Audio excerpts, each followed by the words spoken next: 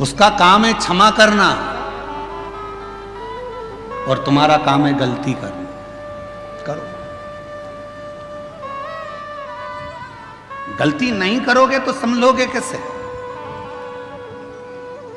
एक पिता ने अपने बेटे से कहा, मैंने तुझे फैक्ट्री का काम सौंप दिया है, मैंने तुझे ऑफिस सौंप दिया है, मैंने तुझे पूरा काम सौंप दिया है, एक बात सुन लेना, घाटा नहीं लगना चाहिए। मैंने तुझे समझा दिया, पहले पूरा काम तुझे सौंप दिया है, पूरी फैक्ट्री तुझे सौंप दी है, पूरा व्यापार तुझे सौंप दिया है, घाटा नहीं लगना चाहिए।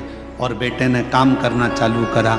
काम करते करते उसकी कहीं बाहर देश में पहचान बढ़ गई। उसने अपना माल पूरा विदेश में बेच दिया, बेचा और विदेश में माल अटक गया, अटका, पैसा अटक गया। मालूम पड़ा वो लड़का कर्जे में डूब गया। बाप ने कहा, मैंने पूरी फैक्ट्री तुझे दे दी थी, मैंने पूरी कंपनी तुझे दे दी थी, मैंने तुझे पूरा ऑफिस दे दिया था और तूने कर्जे में लाकर छोड़ दिया, तूने कर्जे में लाकर डुबो दिया। बेटा कहता है, पापा गलती हुई है, सुधारूंगा, थोड़ा समय। अब पिता को चाहिए कि बेटे को बल दे, कोई बात नहीं, हो गई, मेहनत करना, फिर मेहनत करना, धीरे धीरे बढ़ना, हो सकता है फिर उन्नति की सीढ़ी पर चढ़ जाएं। गलती बेटे के सामने हुई, बेटे ने फिर मेहनत करी, मेहनत करते करते बेटा जितना माल गया था उससे 1000 गुने माल का फिर मालिक बनकर बैठ गया। फिर बैठा। और अब वो बेटा गलती नहीं करता। क्यों? क्योंकि पहले माल भेजने में गलती हो गई थी, पहले ऐसे गलती हो गई थी, अब नहीं होगी। किसी किसी को तो भगवान भी पृथ्वी पर जन्म देने के बाद सोचता है, इसको तो भेजना ही नहीं था तो अच्छा था। मालूम क्या था कि इतनी निंदा, इतनी बुराई, इतनी चुगली, इतने अपशब्द, इतनी गाली, इतना आड़ा टेढ़ा बोलेगी, इतना अपशब्द बोलेगा, ऐसा रहेगा, दिन भर बेकार काम करेगा, लोगों का दिल दुखाएगा। तो भगवान भी सोचता है, इसको एक बार तो जन्म दे दिया, अगली बार नहीं भेजना इसको, चाहे कुछ भी हो जाए, इसको 94 तरह के नरकों में पटक देना, पर पृथ्वी पर मत भेजना इसको। इतना झूठ, इतना छल, इतना प्रपंच, इतनी गलत शब्द, इतना अपशब्द, इसको पृथ्वी पर मत भेजना। अब भेज दिया। और कृपा की ना होती जो आदत तुम्हारी, तो सोनी ही रहती अदालत तुम्हारी। गरीबों के दिल में जगह तुम ना पाते, तो किस दिल में होती इबादत तुम्हारी, तो किस दिल में होती इबादत तुम्हारी। हो जाए गलती, हो जाए तो कोई बात नहीं, पर भगवान नहीं बनना अपन को, अपन इंसान के इंसान। सत्संग, कथा, स्मरण भगवान के करीब में लेकर जाता।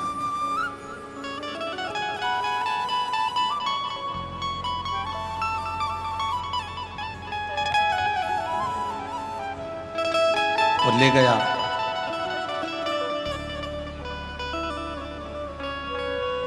भागीरथ जी ने 60,000 काकाओं के उद्धार के लिए गंगा को पृथ्वी पर लाने के लिए तप करा। भागीरथ बाबा, गंगा पृथ्वी पर आती नहीं है। क्यों?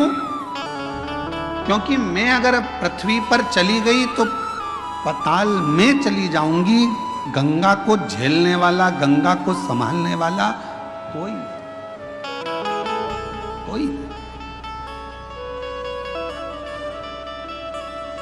गंगा पृथ्वी पर नहीं आ रही। भागीरथ जी ने फिर तप करा, फिर साधना करी, फिर उपासना करी, और भागीरथ बाबा ने फिर निवेदन करा गंगा जी से कि आपको पृथ्वी पर पर आओ। गंगा जी मना करती हैं, मैं नहीं, मुझे संभालने वाला भी तो कोई चाहिए। भागीरथ जी ने पूछा कि आप पृथ्वी पर नहीं आओगी तो मेरे काकाओं का उद्धार कैसे होगा? मैं क्या करूं कि आप पृथ्वी पर आ जाओ। तो गंगा मैया ने भागीरथ जी से कहा कि एक बार किसी सदगुरु की शरणागति में बैठकर थोड़ा सा सत्संग कर लो, तुम्हें कोई ना कोई तो राह मिल जाएगी। भागीरथ बाबा गुरु बाबा के पास जाकर बैठ गए। गंगा आने को तैयार है, पर मैंने गंगा मैया कह रही है कि मुझे झेलेगा कौन, मैं किससे प्रार्थना करूं? तो संत सतगुरु ने कह दिया कि सत्संग में बैठे हो, इतना याद रखना कि गंगा को झेलने के लिए एक ही है जो झेल सकता है। वो कौन? तो कहा गंगा को झेलने के लिए जिसने अपने पूरी तप और साधना को पूरी जिंदगी में करता रहा हो, वही गंगा को झेल सकता है। और वो देव अधिदेव महादेव है जो गंगा को अपने मस्तक पर झेल सकता है। इसके सिवा कोई गंगा को झेल पाए ये किसी के बस की बात नहीं है।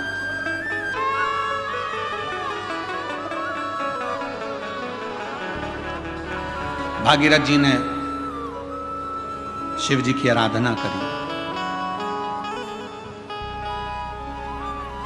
बाबा भोलेनाथ जी से विनय करा।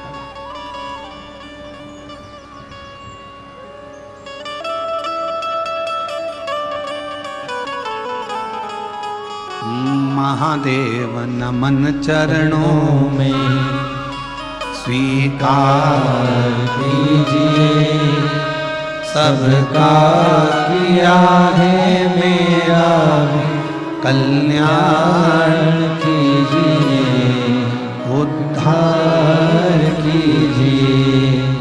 हे त्रिपुंडधारी, हे त्रिशूलधारी, हे त्रिपुंडधारी, हे त्रिशूलधारी।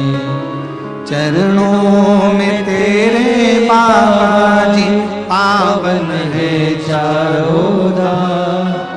तेरी देव करते वंदना, पूजे है सीताराम।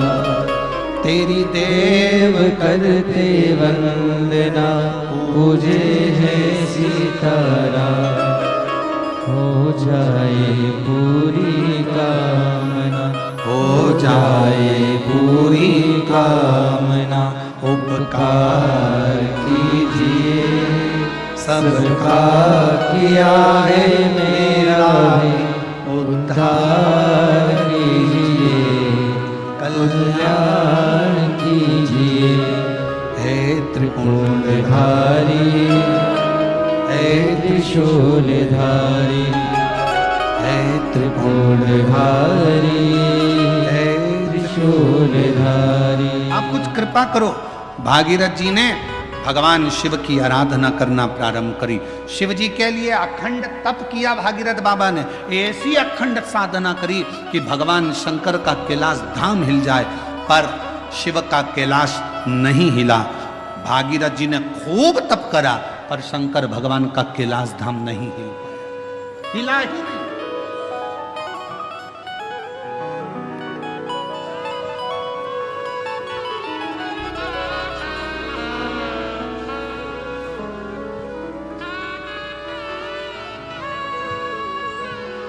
शिवजी तुम्हारे तप से, शिवजी तुम्हारी साधना से, शिवजी तुम्हारी तपस्या से जितनी जल्दी प्रसन्न नहीं होते, शिवजी उतनी जल्दी एक लोटे जल से प्रसन्न हो जाते हैं।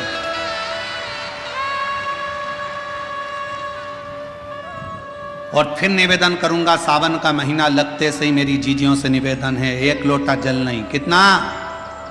2 लोटा जल, दोनों हाथ में भरा हुआ। घर से निकलो तो 2 हाथ में हो, बाहर निकलकर भले फिर एक के ऊपर एक रख लो, मना नहीं। पर शंकर के मंदिर में जब पहुंचो, दोनों हाथ में जल हो और शिव जी के ऊपर दोनों धार एक साथ, बाबा के धार जल की 2 एक साथ लगना चाहिए और शिव जी से अपने मन की प्रार्थना करना चाहिए। शिव स्वीकार करें। भागीरथ जी ने तप करा, शिव जी का कैलाश नहीं हिला। साधना करी, शिव जी का कैलाश नहीं हिला। तप साधना से शिव का धाम नहीं हिला, क्योंकि शिव तप से, शिव साधना से, शिव तपस्या से, शिव तुम्हारी साधना से जितनी जल्दी प्रसन्न नहीं होते, तब से जितनी जल्दी प्रसन्न नहीं होते, भगवान शंकर तुम्हारी यार साधना से जितनी जल्दी प्रसन्न नहीं होते, मेरा देव अधिदेव महादेव उतनी जल्दी एक लोटा जल से प्रसन्न हो जाते। एक लोटा जल सारी समस्या का हल। जम के बोलो जरा, एक लोटा जल। ये भगवान शिव को प्रसन्न करने का सबसे सुंदर तरीका है। तुम शिव जी को चिरौंजी का भोग लगाओ ना लगाओ, खड़ी शक्कर लगाओ ना लगाओ, तुम शंकर भगवान को बेलपत्र चढ़ाओ ना चढ़ाओ, तुम शिव जी को कुछ दो चाहे ना दो, भगवान शंकर को तुम श्रीफल दो चाहे मत दो, पर शिव जी को केवल एक लोटा जल दो।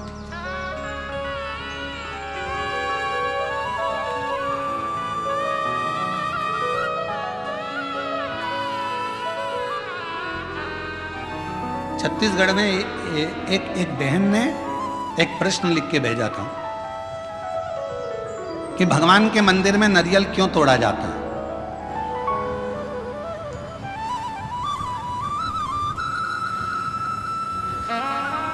छत्तीसगढ़ का प्रश्न है, मुझे उम्मीद है महाराष्ट्र की जीजियां उत्तर दे देंगी। मेरे जीजा उन भी बोल सकते हैं। भगवान के मंदिर में नारियल क्यों तोड़ा जाता है? तो छत्तीसगढ़ के निकुंभ का यह प्रश्न था, क्यों तोड़ते हैं भगवान के मंदिर में नारियल, क्यों तोड़ा जाता है, क्यों तोड़ा जाता है? भाई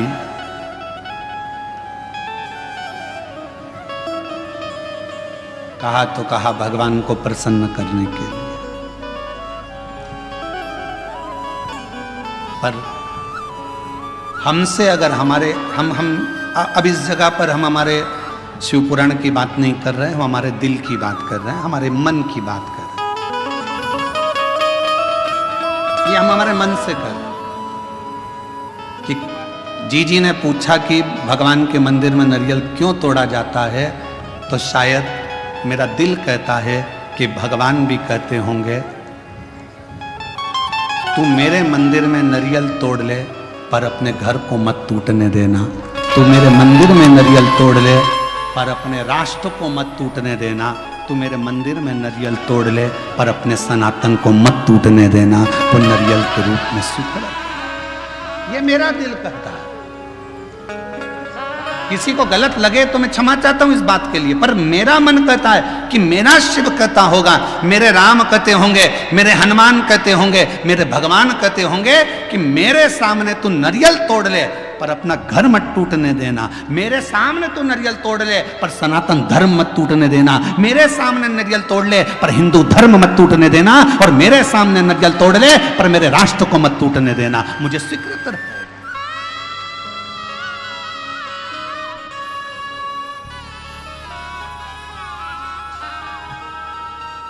मुझे नारियल का टूटना स्वीकार है पर सनातन धर्म का टूटना स्वीकार नहीं है।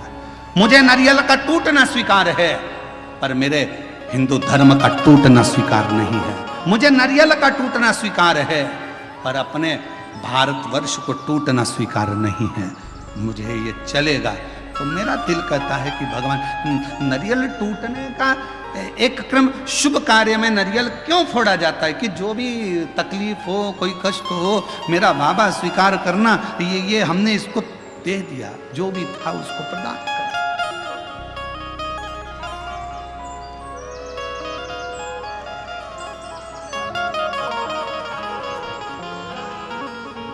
और इसीलिए शायद एक रहोगे तो सेफ रहोगे, शायद दुनिया के लोगों के लिए नारा इसीलिए एक बाबा ने दे दिया उत्तर प्रदेश के। इसीलिए उत्तर प्रदेश के एक बाबा जी ने नारा दे दिया कि एक रहोगे तो सेफ रहना है तो एक रहना। पर अभी बहुत विचित्र, बहुत बड़ा एक चक्रव्यूह रचा जा रहा है समाजों को तोड़ने के लिए। एक बहुत बड़ा चक्रव्यूह रचा जा रहा है। हम ये समाज के हैं, हम वो समाज के हैं, ऐसा हो गया वैसा हो गया। मेरा तो हाथ जोड़कर निवेदन है, इन सब बातों को भूल जाओ। हम सनातनी हैं, हम हिंदू हैं, हम एक रहें, इससे बढ़कर मत टूटो। जरा से वोट बैंक के चक्कर में समाजों में ना टूटा। हमें मनु और शत्रुपा, शिव महापुराण की कथा, विष्णु पुराण की कथा, अग्नि पुराण की कथा, नर्मदा पुराण की कथा, लिंग पुराण की कथा, नारद पुराण की कथा, ब्रह्म विवर्त पुराण की कथा, बरहा पुराण की कथा, कुर्म पुराण की कथा, जितनी भी कथा निकालोगे सारी कथा में एक चरित्र आएगा। ब्रह्मा जी सृष्टि की रचना भगवान शिव के कहने पर करते हैं। सृष्टि की रचना करने पर ब्रह्मा अपनी जंघा से मनु शत्रुपा को प्रकट करते हैं और वो मनु और शत्रुपा की संतान आप और हम आज तक हैं। एक ही संतान है, मनु और शत्रुपा की औलाद आप और हम हैं। हमें यह पैदा नहीं करा गया कि तुम ब्राह्मण थे कि क्षत्रिय थे कि वैश्य थे कि शूद्र थे। उसने तो हमें मनुष्य बनाकर पैदा करा था।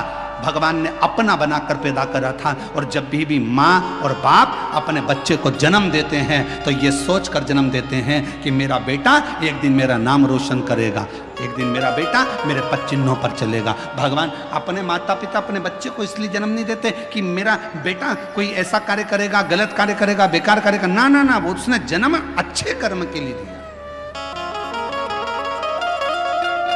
श्रेष्ठ कर्म के लिए दिया। पर दुनिया के लोग हो सकता है थोड़ा मीठा बोलकर थोड़ा अभी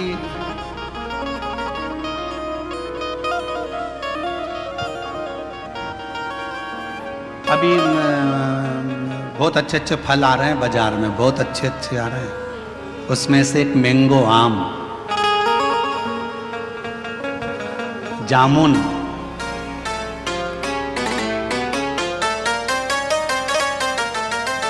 केला, पपीता, बहुत अच्छे अच्छे फल आ रहे हैं। जाम, अमरूद, बहुत अच्छे फल। फल वाले के पास जाकर फल खरीदिए। फल भी हमको प्रेरणा देते हैं, फल हमको ज्ञान देते हैं। थोड़ा खट्टा फल होगा ना, अच्छा है, ले लो। ज्यादा मीठे के चक्कर में पड़ोगे ना, मीठा तो रहेगा पर फल के अंदर कीड़ा पड़ा रहेगा। फल मीठा है पर जितना मीठा फल होता है उतना अंदर से सड़ा होता है। जितना मीठा फल होता है उतना अंदर में कीड़ा होता है।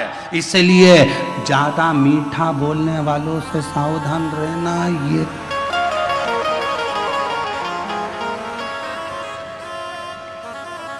सावधान इंडिया, सावधान। पपीता दुकान वाला कह रहा बहुत मीठा, बहुत मीठा, बहुत मीठा। तुम लेके आ गए, अंदर से सड़ा था। आम इतना मीठा, इतना मीठा। थोड़ा खट्टा आम लाती ना, सड़ा नहीं रहता, क्योंकि जिसकी बाड़ी थोड़ी सी कड़वी रहती है ना तो उसके अंदर खटास में अंदर कीड़े नहीं रहते। मुंह से बोल दिया सफाचट, एक बार बोल दिया, बेकार लगे अच्छा लगे, क्योंकि खट्टा खट्टा है, जो है कड़वा कड़वा है, जो है। पर मीठा फल अंदर कीड़ा बैठा रहता है, मीठा फल अंदर से सड़ा रहता है। इसलिए थोड़ी सावधानी रखना। दुनिया के लोग कहें बहुत मिलेंगे आपको, बहुत आते रहेंगे लोग बाग, तुम्हारे से बहुत मीठी मीठी बातें करेंगे, बहुत मीठा बोलेंगे और बाद में तुमसे कहेंगे क्यों थोड़ा मीठा। तुम देखना जिसको पैसे की जरूरत होती कितना मीठा बोलता है। जी जी, जीजा जी, जीजा जी। और पैसा लेके चले गया 5-10 हजार, उसके बाद तुम मांगने जाओ तब खा के भग रहे हैं, लौटा देंगे। व्यर्थ की बात नहीं करना, रिश्तेदारी में फालतू की फूट मत डालो। हम आएंगे देंगे, मना नहीं कर रहे। अरे मिठास में कीड़ा हो सकता है, मिठास।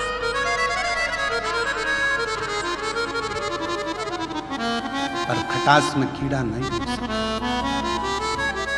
सावधान रहें, थोड़ा सतर्क रहें। सतर्क होना जरूरी है। मेरे शंकर भगवान की कथा कहती है, शिवजी का कैलाश धाम नहीं हिला।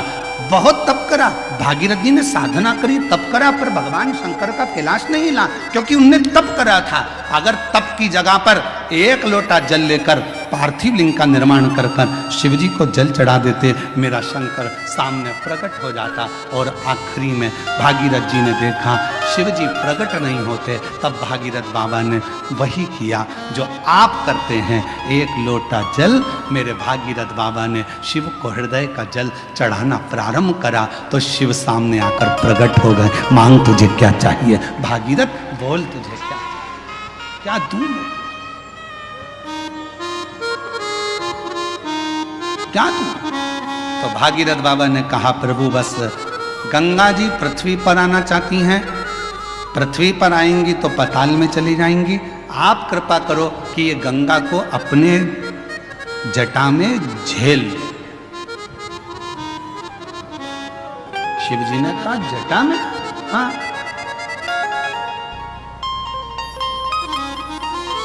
कितने चतुर थे भागीरथ जी, उन्होंने गंगा जी को हाथ में झेलने का नहीं बोला, उन्होंने गंगा जी को हृदय में झेलने का नहीं बोला, उन्होंने गंगा जी को सिर पर झेलने का, जटाओं में झेलने का बोला। क्यों? क्योंकि भागीरथ बाबा जानते थे हृदय में शिव के माँ गौरा विराजमान है, हाथों में शिव के शिव भक्तों की डोर थमी हुई है, सिर पर अगर गंगा बैठ गई तो शिव भक्तों का भी कल्याण करेगी और जगत का भी कल्याण करेगी। सिर पर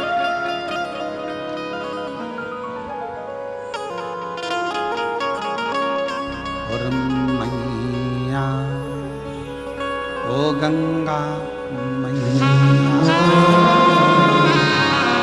मैया ओ गंगा मैया,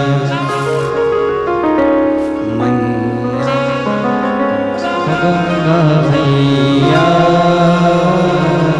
मैया ओ गंगा मैया। ये जगत का कल्याण करने वाली गंगा, जगत का उद्धार करने वाली गंगा।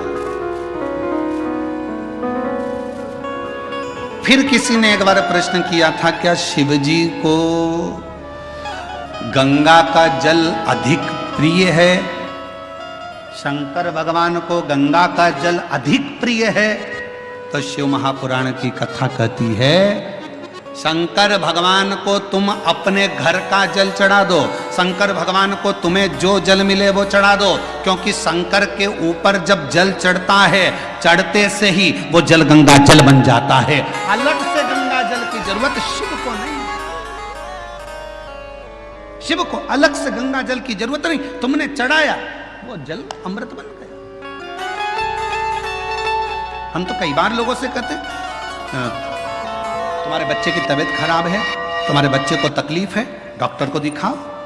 तुम्हारे घर में अगर किसी को तकलीफ है डॉक्टर को दिखाओ, वो जांच का बोले जांच कराओ, दवाई का बोले दवाई खिलाओ, और उसके साथ एक काम जरूर करो, डॉक्टर का इलाज भी करवाओ, साथ में एक कटोरी में जल लो और जल लेकर भगवान शिव का मंत्र का उच्चारण करो, नमः शिवाय नमः शिवाय, षडाक्षर मंत्र बोल लो, ओम नमः शिवाय, या त्र्यंबक मंत्र बोल लो, और या त्र्यंबक मंत्र ना तो श्री शिवाय नमस्तुभ्यम मंत्र का जप करते जाओ 108 बार जप कर कर जो जल है वो अपने बच्चे को थोड़ा थोड़ा पिलाना प्रारंभ करो, या उस जल से उस बच्चे के शरीर पर लगाना प्रारंभ करो, वो जल भी सिद्ध हो जाता है मंत्रों की प्रबलता में।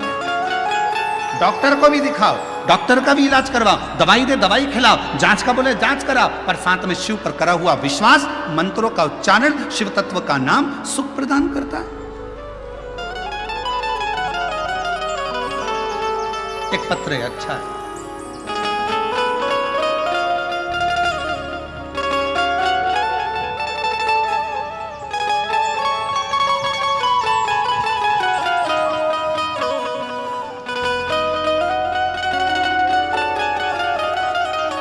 दिव्या गुलाब सिंह राजपूत, जन्म दिनांक 22/7/2008, मुकाम पोस्ट जय सिंह नगर, महाराणा प्रताप, तालुका गंगापुर, जिला छत्रपति संभाजी नगर, मोबाइल नंबर ये है। कहीं बैठी हो? आप ही हैं? बच्ची आई है साथ? आ जाओ, ले आओ।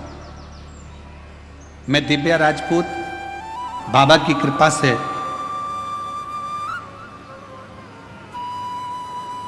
मेरी जन्मजात एक बीमारी है किडनी की। मेरी एक किडनी पूरी बेकार है और दूसरी किडनी मेरी 20% काम कर रही है।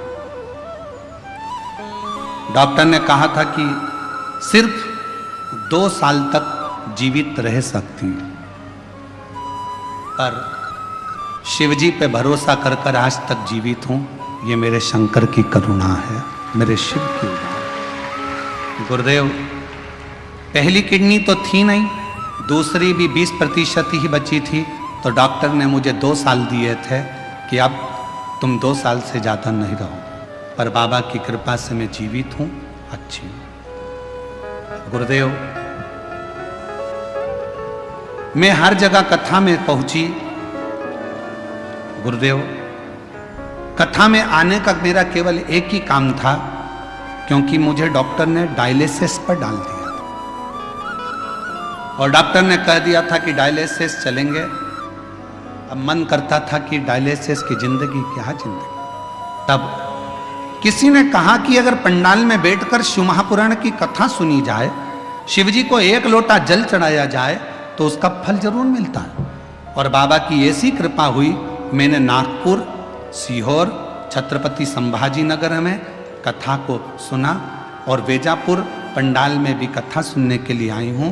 बाबा, डायलिसिस की बात आई, कथा सुनने के बाद शिवजी पे जल चढ़ाकर बेलपत्र लेने के बाद फिर मैं वापिस डॉक्टर साहब के पास डायलिसिस की जांच के लिए पहुंची, तो डॉक्टर ने कह दिया तुम्हारी रिपोर्ट पूरी नॉर्मल आ गई है, अब तुम्हें डायलिसिस की जरूरत नहीं है।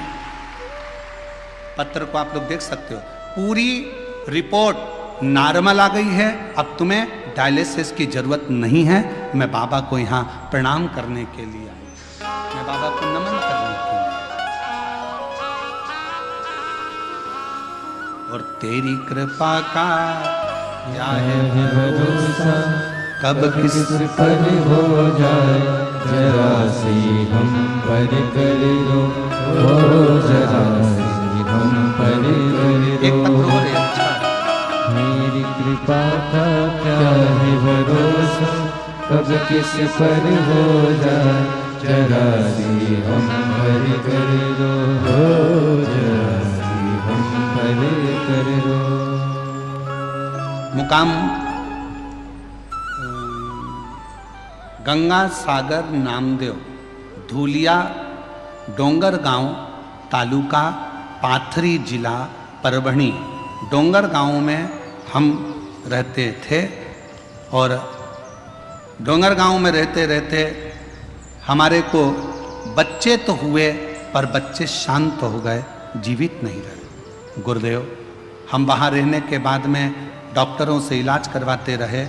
10 साल तक जालना में ट्रीटमेंट चालू रखा, पर उसमें भी कोई सफलता नहीं रखी। 10 साल निकल गए, 12 साल निकल गए, ऐसे वर्ष निकलते चले गए। गुरुदेव, तो भी औलाद का सुख नहीं आया।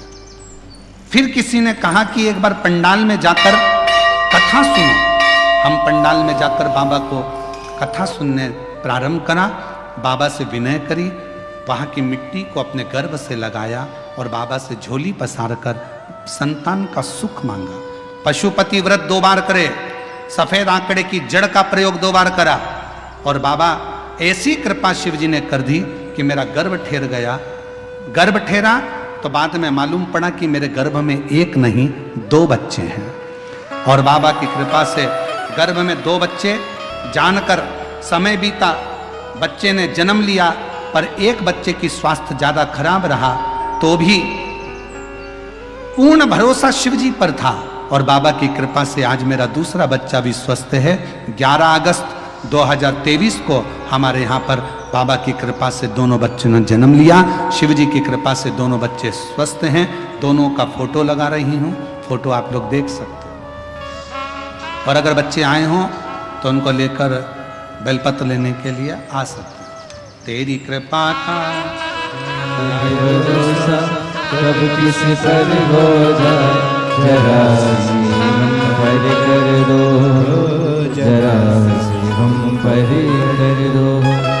जिस पर भी हो गई तेरी करुणा कृपा वो भव पार हुआ, भव पार हुआ। पापी हो चाहे जितना उसका भी बाबा उद्धार हुआ, उद्धार हुआ। गिद्ध अजामिल गणिका जैसे तेरे मन को भाई, जरा सी हम पर कर दो, जरा सी हम पर कर दो। बेटी की एक किडनी तो जन्म से ही नहीं है, दूसरी किडनी 20% खराब हो गई थी। डॉक्टर ने 2 साल जीवित रहने का बोला था। बाबा पे भरोसा करती करती कथा सुनना, और अभी कथा में आने से पहले 15 दिन पहले जांचें कराई। शिव जी की कृपा से किडनी ने काम करना प्रारंभ करा और अब रिपोर्ट नॉर्मल हुई। शिव की कृपा, शिव शंकर शिव। और जिस पर भी हो गई तेरी करुणा कृपा हो, भव पार हुआ, भव पार हुआ।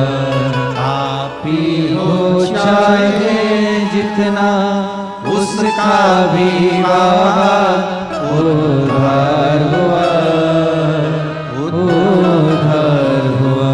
गिद्ध अजामिल गणिका जैसे तेरे मन को भाई, जरा सी हम पर कर दो, जरा सी हम पर कर दो।